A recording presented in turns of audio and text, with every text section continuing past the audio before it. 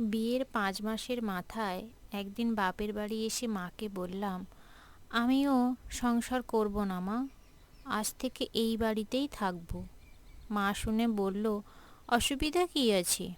আর তোর বাবার এত বড় বাড়ি এমনিই তো পড়ে আছে, তাই এসেছিস যখন সব গুছিয়ে নিয়ে এসেছিস তো?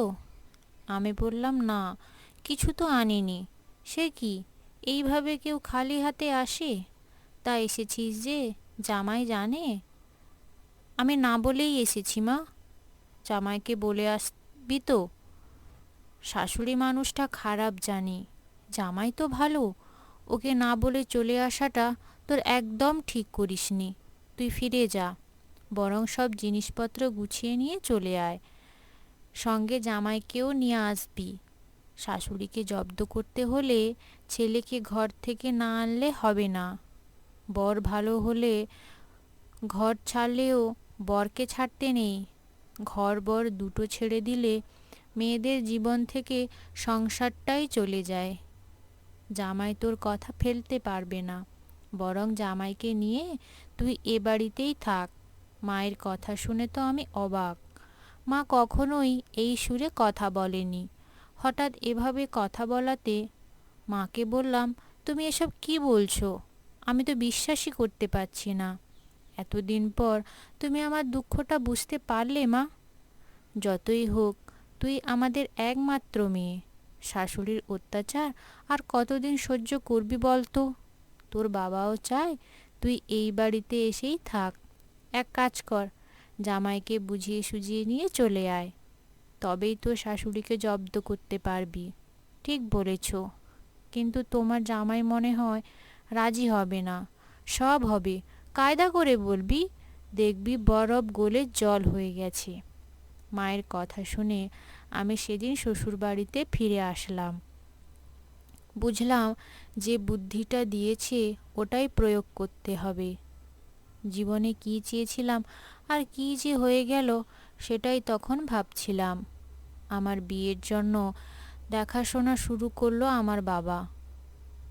আমি তখন মাকে বলেছিলাম, আমি বিয়ে করব না মা, ব্যাচেলার থাকবো। আমার এমন কথা শুনে মা তো হেসেই লুটোপুটি। বাবাকে ডেকে বলল, তোমার গুণধরী মেয়ের কথা শোনো, ব্যাচেলার থাকবে। আরে পাগলি মেয়ে, মেয়েরা কখনো ব্যাচেলার থাকে না। ছেলেরা বিয়ে না করলে তাদের ব্যাচেলার বলে। একদিন বাবাও হাসছে। বুঝলাম ব্যাচেলার শব্দটা মেয়েদের জন্য নয়। মাকে জিজ্ঞেস করেছিলাম, মায়েরা বিয়ে না করলে তাদের কি বলে মা? মা বলল, অত আমি জানি না, মেয়েদের একটা সংসার লাগে, মেয়েদের বিয়ে দিতে হয়। বাবা বুঝিয়ে বলল, শোন মা, বড় হয়েছিস, এবার তো বিয়ের কথা ভাবতে হবে। তোর নিজের একটা সংসার হবে, তোর নিজের একটা ঘর হবে। বাবাকে বললাম, নিজের ঘর তো এটাই বাবা, বিয়ের পর কি ওখানে নিজের মতো করে থাকতে পারবো? মেয়েরা সব পারে মা, পরকে আপন করার ক্ষমতা মেয়েদের মধ্যেই আছে। যদি না পারে আমাদের মতো, মনের মতো না হলে কিন্তু চলে আসবি আবার। তখন কিন্তু আমাকে আর জোর করে পাঠাতে পারবে না। বাবা শুনে বলল, বেশ, তোর জন্য এই বাড়ির দরজা মুক্ত রইল। বাবা মায়ের কথা শুনে বুঝেছিলাম মেয়ে বড় হলেই তাদের বিয়ে দিতে হয়, তাই একটা সংসারও দিতে হয়।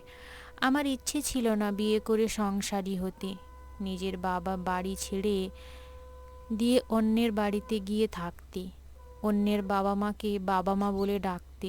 কেমন যেন একটা বাধ্য জীবন। আমি এমনিতেই বাবা মায়ের আদরের মেয়ে, তারপর স্বাধীনভাবে থাকতেই ভালোবাসি।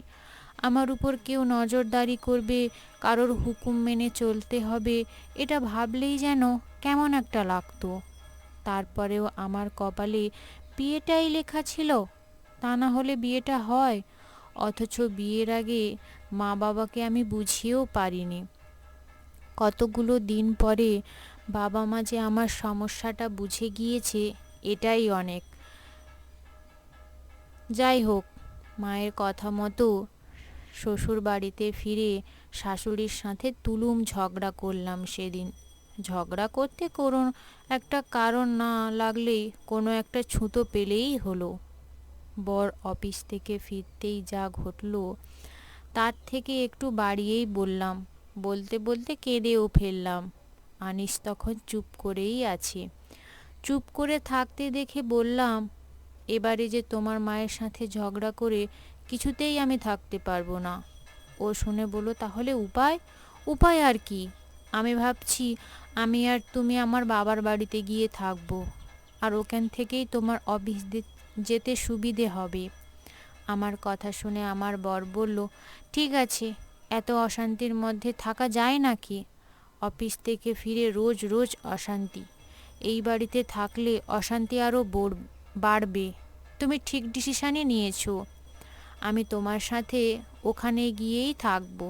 অশান্তির থেকে শান্তিই ভালো। বুঝলাম ছেলে ও মাকে চিনেছে। শাশুড়ির সাথে ঝগড়াঝাটি করে পরের দিনই বেরিয়ে এলাম। দেখলাম শাশুড়িও বেশ খুশিতেই আছে। নিজের ছেলে যে বাড়ি থেকে বেরিয়ে যাচ্ছে কোনো আক্ষেপ নেই তার। মনে মনে ভাবলাম, মা তো নাকি পাষাণ। পরে ভাবলাম, হাতে টাকা আছে, টাকাটাই ভুলিয়ে রাখবে। শ্বশুর শাশুড়ির ভালো চাকরি করতেন, পেনশনে মোটা টাকা পাচ্ছেন, তার আবার মায়া মমতা। ছেলে ও মায়ের প্রতি ভালোবাসা নেই, নিজের বাড়ি ছেড়ে বেড়াচ্ছে। মনে হয় হাড়ে হাড়ে বুঝতে পেরেছি। এতদিনে মায়ের মুখের ওপর কোনো কথাই বলতে পারিনি, কিন্তু সেটা কাজে করে দেখিয়ে দিল। কিছু জিনিসপত্র গুছিয়ে নিয়ে চলে এলাম বাপের বাড়িতে। মনে মনে ভাবলাম, আর তো অশান্তি নেই, এবার থেকে জীবনে শান্তি আর শান্তি। এক সপ্তাহ বেশ ভালোই কাটলো। বাবা বাজার করছে, মাছ মাংস থেকে শুরু করে নানান জিনিসপত্র নিয়ে আসছে প্রতিদিন। মা জামাইয়ের জন্য ভোরবেলা উঠে রান্না করছে, টিফিন বানাচ্ছে। রাতের খাবারগুলো খেতে ভালোবাসে, সেগুলো মা নিজের হাতেই করছে। আমিও সকালবেলা কোনো দিন 9টায়, কোনো দিন 10টায় উঠছি। একদম আরামের জীবন। এরকম সুখের জীবনই তো চেয়েছিলাম আমি। এই রকম আরও 15 দিন কেটে গেল। এদিকে আমার বর বেশ দিব্যিতে আছে। না বাজার দোকান করতে হচ্ছে, না অন্য কোনো কাজ করতে হচ্ছে, কিছুই না। একদিন মায়ের যেমন কাজ করে বেড়াচ্ছে, তেমনি আমার বাবা খাটুনিও বাড়ছে। ছুটির দিনগুলো আমার বর বেশ দেরি করে ঘুম থেকে উঠছে, অথচ নিজের বাড়িতে দেখো সাত সকালে উঠে সব কাজ করত। ছুটির দিন মানেই কত কাজ ছিল, অথচ এ বাড়িতে এসে আইসিতে ওঠা থেকে ঠিক ভালোই লাগছিল না। অথচ বাবা মায়ের কত খাটুনি দেখো, খারাপই লাগছে। রবিবারের একদিন সকালে প্রচণ্ড চিৎকারে ঘুম ভেঙে গেল। নিচে নেমে দেখি আমার বাবার সাথে বরের কথা কাটাকাটি চলছে। আমার বরকে দেখে বাবা ভীষণ উল্টোপাল্টা কথা বলে অপমান করছে। দেখো তো, ভীষণ খারাপ লাগলো। বরকে বললাম, তুমি কি মানুষ নাকি অমানুষ? দেখতে পাচ্ছ এমন এক বয়স্ক মানুষ, তুমি এইভাবে কথা বলছো, তোমার লজ্জা করে না? আমার বর বলল, আমার তো বলার কোনো অধিকারই নেই এখানে। তুমি যখন আমার মায়ের সাথে এরকম খারাপভাবে কথা বলতে, আমি তো তোমাকে কিছুই বলিনি। পরে তোমাকে শান্ত মেজাজে বুঝিয়েছিলাম, তুমি কিন্তু আমার কথা বোঝোনি। তাহলে আমাকে তুমি ভুল বোঝাচ্ছ কেন? আর যদি এইটুকুতেই তোমার খারাপ লাগে, তাহলে এই 4-5 মাস ধরে আমার মার কত খারাপ লেগেছে, কত খারাপ কথা তুমি বলেছ। ভাবো তাহলে আমার কতটা খারাপ লেগেছে। আমার তো তোমার সাথে খারাপ ব্যবহার করিনি, তাই আজ তুমি আমাকে এভাবে বলতে পারো না। এই ব্যাপারটার পর থেকে দেখলাম বাবা মায়ের মধ্যে প্রায় ঝামেলা হয়ে যাচ্ছে। মায়ের বয়স বাড়ছে, সকাল সকাল উঠে রান্না করাটাও মায়ের কষ্ট। নিজের খারাপও লাগছিল বেশ। ভাবলাম আমিও সকাল সকাল উঠে মায়ের হাতে হাতে কাজ করে দেব। কদিন করার চেষ্টা করলাম, দেখলাম আমার কাজ মায়ের ঠিক পছন্দ হচ্ছে না। মা কোথাও কোথাও বলতে লাগলো, আমার সংসারের কাজকর্ম আমি যতটা ভালো বুঝি তুই ততটা বুঝবি না। গভীরভাবে ভাবলাম, এই সংসারটা আমার মায়ের, আমার নয়। মাকে কিছু বললাম, ভুল বোঝাতে পারলাম।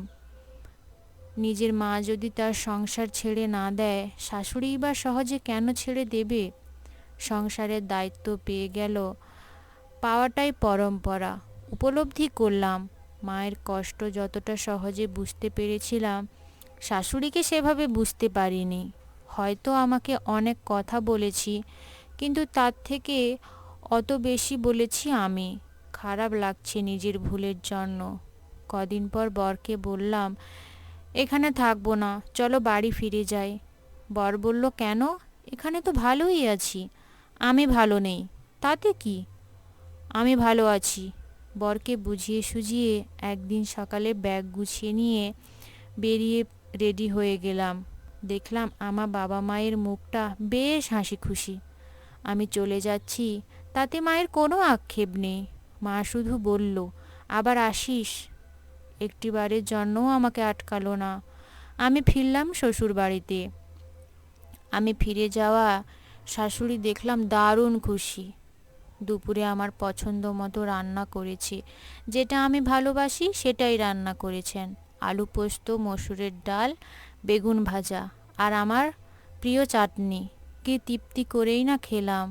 খাওয়ার পর শাশুড়ি মা আমার পাশে এসে বসে বললেন, এটা সংসার, এখানে এভাবে যুদ্ধ করেই থাকতে হয়।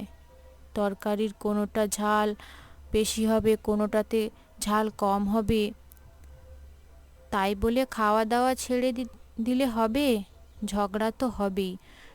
ঝগড়া করে সংসার থেকে বেরিয়ে যেখানে যাও, দুদিনের জন্যই থাকবে, কিন্তু তোমাকে কেউ সারা জীবন থাকবে না, বা তোমাকে কেউ সংসার ছেড়েও দেবে না। মেয়েদের নিজেদের একটা সংসার লাগে, এই সংসারটা তুমি এখানেই পাবে। আমি যেমনটা পেয়েছি আমার শাশুড়ির থেকে। বৌমাদের পছন্দের মানুষ কখনোই শাশুড়ি হয় না, আর শাশুড়ির পছন্দের বৌমা সবাই কখনো হতে পারে না। খুব কম মানুষই আছে দুজনের পছন্দের দুজনে। এই লড়াই চলে আসছে সেই কোন কাল থেকে, কোথাও কম কোথাও বেশি। তারপরেও থাকতে হয়, সংসার করতে হয়।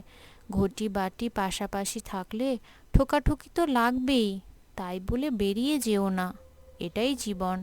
টানাটানির সংসারে চড়ুইর মতো একটা শাশুড়ি লাগে, তবেই না সংসার।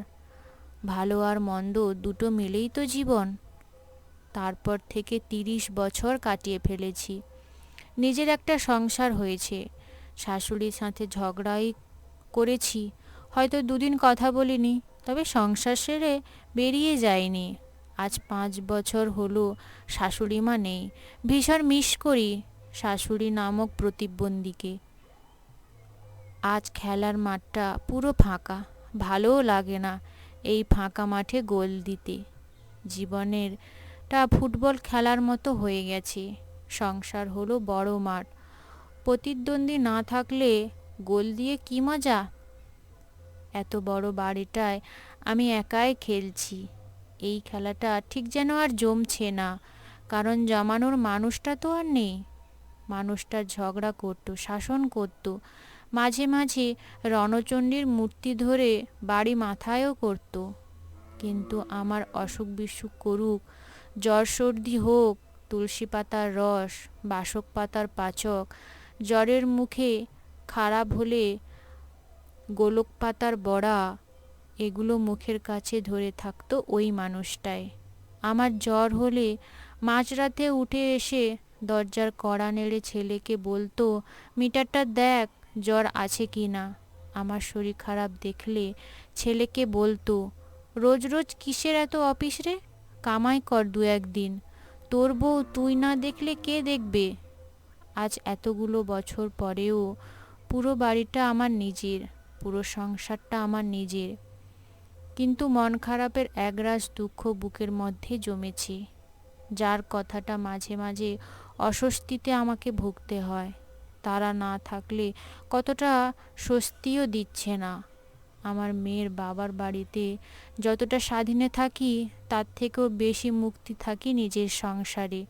শাশুড়ি মারা যাওয়ার আগেই আমার মা চলে গেল পরপারে। তারপরে একদিন শাশুড়িও মায়া কাটিয়ে চলে গেলেন। শাশুড়ির বেশ কিছু গয়না মারা যাবার বছর দিনেক আগে আমাকে দিয়ে গেল, আর বলল, এগুলো সব তোমার। এই সীতাহারটা শুধু দুলকিকে দিও। দুলকি মানে আমার একমাত্র মেয়ে। আমার মেয়েরও বিয়ে ঠিক হয়েছে, সামনের ফাল্গুনেই ওর বিয়ে। সেই দিন সীতাহারটা বের করতে গিয়ে শাশুড়ির জামা কাপড় রাখার সেই বাক্সটায় একটা জিনিস খুঁজে পেলাম। আমাকে দেওয়া গয়নাগুলো হতেই আছে। গয়নার বক্সটা বের করতে বক্সের কোণায় সযত্নে রাখা একটি চিঠি। চিঠিটা লিখেছে আমার মা আমার শাশুড়িকে। তখন তারা মোবাইল কী জিনিস জানতো না। চিঠি পড়তেই আবিষ্কার করলাম 30 বছর আগের একটি সত্যিকে।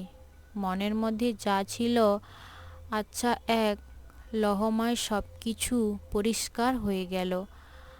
আমার মা লিখেছে, প্রিয় দিদি, আমার মেয়ে বাড়ি পৌঁছেছে। তোমার কথা মতোই কাজ শুরু করে দিয়েছি। কথা দিচ্ছি 1 মাসের মধ্যেই তোমার বাড়িতে পাঠিয়ে দিতে পারবো। বুঝতেই তো পারছো আমার এই উড়নচণ্ডীপনা মেয়ে। এই উড়নচণ্ডীপনা মেয়েকে নিয়ে আমার চিন্তার শেষ নেই। তোমার কথা মতোই আমি ওকে বলেছি ওই বাড়ি ছেড়ে এ বাড়িতে চলে এসে এখানে থাকতে। যেমনটি বলেছি ঠিক তেমনটাই করছে সব। ভয় হয় খুব, এই মেয়ে কি সংসার করবে আদৌ? তবে তুমি যখন আছো চিন্তা নেই। শ্বশুর বাড়ির মেয়েদের বড় সম্মানের জায়গা।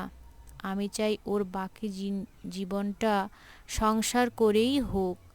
আর যাই হোক, বাপের বাড়িতে মেয়েরা দিনের পর দিন থাকলেও মেয়েদের সংসারটা কিন্তু ওখানেই হয়।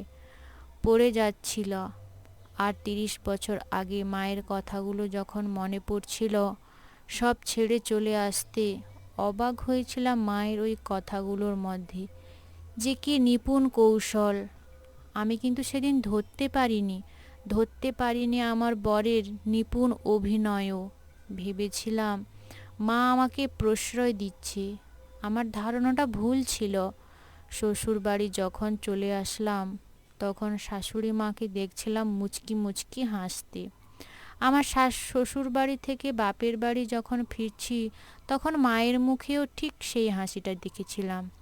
চিঠি পড়তে পড়তে বুঝতে পেরেছিলাম হাসির কারণটা কী ছিল। শাশুড়ি মায়ের বুদ্ধির তারিফ না করে থাকতে পারছিলাম না তখন। সত্যিই তো, ওই কৌশল প্রয়োগ না করলে এমন সুন্দর একটা সংসার যে আমার হতো না। এই 2 মা আমাকে উপহার দিয়ে গেছে নিজেদের এই সংসারটা। শুধু মনের মধ্যে রয়ে গেছে এই 2 মায়ের জন্য শূন্যতা, একটা অপেক্ষা, যদি আবার ফিরে পেতাম। মেয়েদের একটা সংসারে সত্যি প্রয়োজন রয়েছে। জোয়ার ভাটার মতো সংসারেও টানাপোড়েন সব কিছুই আসবে। তাই বলে যে সংসার ছেড়ে চলে যাব এই ভাবনা কখনোই মেয়েদের মধ্যে আনা উচিত নয়। শাশুড়ি মায়ের থেকে মেয়েদের সংসার নামে জিনিসটা বুঝতে পারে প্রত্যেক শাশুড়ি। কোনো পরপারে গিয়ে বৌমার মধ্যে স্মৃতি হয়ে বেঁচে থাকেন, এই কামনাই করি সৃষ্টিকর্তার কাছে। গল্পটি এই পর্যন্ত। গল্পটি ভালো লেগে থাকলে একটি লাইক করে চ্যানেলটি অতি অবশ্যই সাবস্ক্রাইব করে দেবেন, যাতে করে আমার নিত্য নতুন ভিডিওগুলো প্রথম আপনার কাছে পৌঁছে দিতে পারি। সবাই ভালো থাকবেন, সুস্থ থাকবেন। দেখা হবে পরের ভিডিওতে। ধন্যবাদ বন্ধুরা।